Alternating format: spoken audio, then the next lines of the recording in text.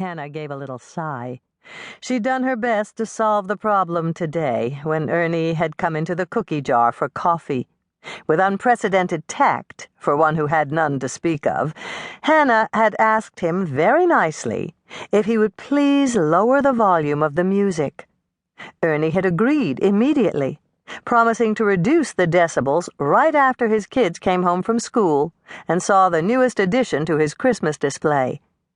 Hannah had been so grateful she'd given him a dozen gingerbread Santa cookies to seal their bargain. Everyone in Lake Eden, Minnesota had reeled in shock when Ernie Kusak had divorced his wife Lorna in June. As far as the founders of the Lake Eden Gossip Hotline knew, the Kusak marriage was rock solid. They didn't have financial worries. Lorna worked as a legal secretary for Howie Levine, Lake Eden's most popular lawyer, and Ernie made good money as the manager and head driver for Cyril Murphy's Shamrock limousine service.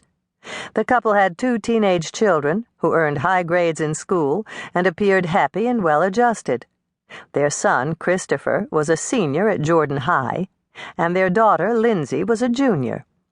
Lorna had never complained to any of the local women about Ernie, and on the infrequent occasions that Ernie had time off and joined the crowd in the back room at Hal and Rose's cafe to play a hand of poker, he had nothing critical to say about Lorna.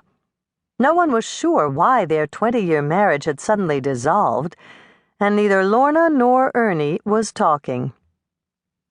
Once the Kusak divorce was final, Hannah's sister, Andrea, had sold their house to Gary Jenkins, one of Ernie's co-workers, who wanted to move from a neighboring town and reduce his commute time.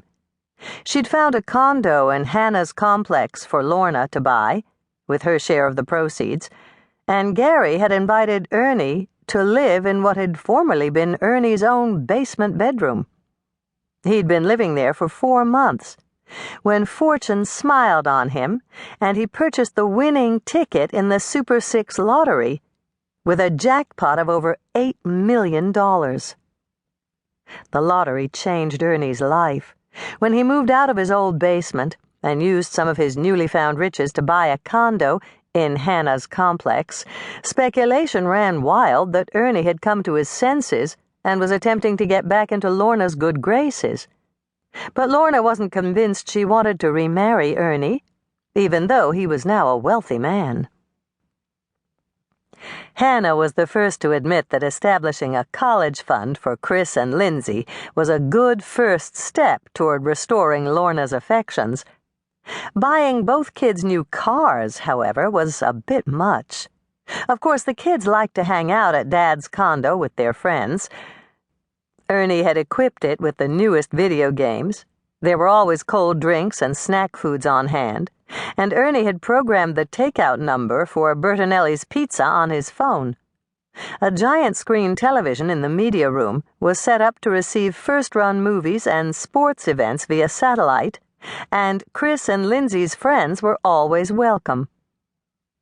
According to Lorna, the only part of the 3-bedroom condo that Ernie had set aside for his own pleasure was the master bedroom. That said, Lorna had snapped her mouth shut and refused to say anything further. Even though now, with her earplugs in place, Ernie's music was borderline tolerable, Hannah supposed a member of the Homeowners Association should go down and caution Ernie again. But Ernie had promised her he'd turn down the volume right after his kids came home from school.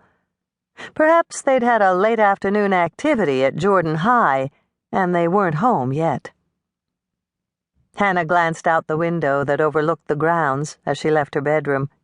The wind had tossed the fresh snow that had fallen during the day, rearranging it in long ridges that buried the winter plants and formed irregular hillocks on the ground. Now that evening was fast approaching, the plush blanket of snow was imprinted with dolly-esque shadows of trees and buildings, as if she were viewing it through an ancient, wavy glass. The light level was different, too. It seemed to be a lot brighter than it should be for this time of night, and it appeared to be green. Hannah flicked off her bedroom light for a better look.